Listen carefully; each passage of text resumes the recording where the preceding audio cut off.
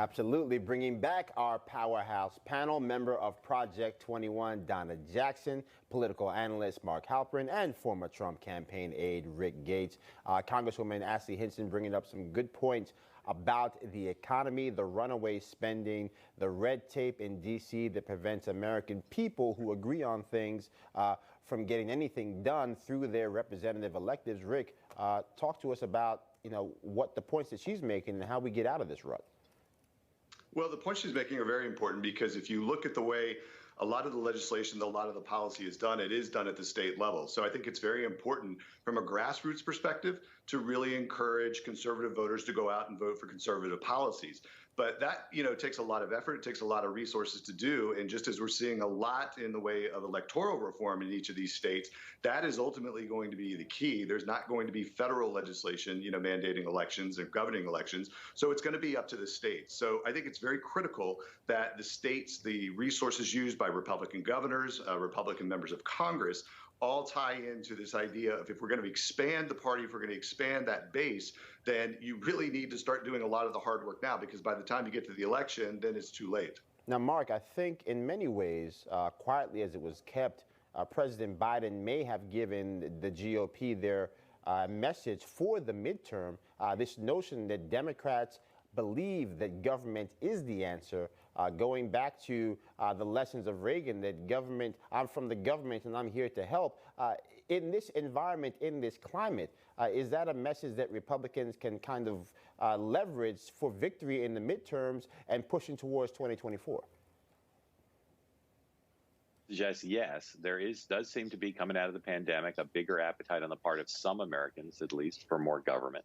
But right now we're having these two colossal debates at once, and I don't remember us having these debates simultaneously before. One about the size and shape of government and taxation, but then again this debate about the rules of redistricting, of filibuster, of voting rights and voting processes. So we're in a time, people talk about Joe Biden being a familiar kind of a status quo figure.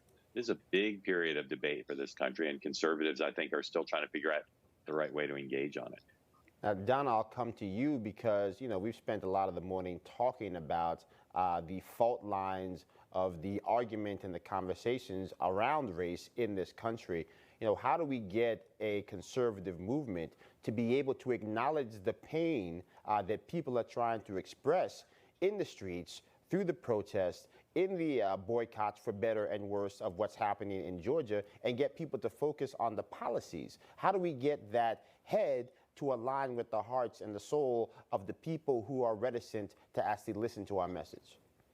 It's about economics. It's about the ability to build generational wealth. And I think that that's what Republicans have in their corner. Joe Biden is offering $1,400 where Donald Trump was offering entrepreneurship, small businesses, home mortgages, decreasing that wealth gap between minorities and white Americans. I think that's the message that Republicans need to get out. That was the draw that had President Trump getting a record number of minorities, and that's the message that we need to pound in. You can't you can't get a mortgage with a $1,400 stimulus check. You need real income. You need small businesses that, Biden is using the Green New Deal to increase the expenses and costs of small businesses so that minorities are going to be hurt the most because they don't have those college degrees. And so I think that's the policy that Republicans need to pound, that who gives you the best economic upward mobility? And that comes from the Republican Party when they don't provide all of these regulations that stop you from being able to have a successful business. Understood. All right, going to leave it there. Our panel, always a great conversation. Thank you. God bless. Talk to you all soon.